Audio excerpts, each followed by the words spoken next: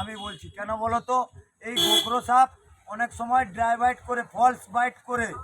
আর আপনাকে একবার false byte করেছে, আপনি হাসপাতালে না গিয়ে আগে সাপটা ধরার চেষ্টা করতে গিয়ে আরও একবার বাইট দিল, ওই সময় কিন্তু ভেনমটা ছেড়ে দিল। তাহলে আপনাকে প্রথম যে বাইট করেছিল ফলস বাইট, ওতে কিন্তু আপনার প্রাণের কোনো ক্ষতি ছিল না। আপনি ওই সাপটা ধরতে গিয়ে যে ভুলটা করলেন, ওতে কিন্তু আপনার প্রাণের ক্ষতি হলো। এরকমটা একদমই করবে না।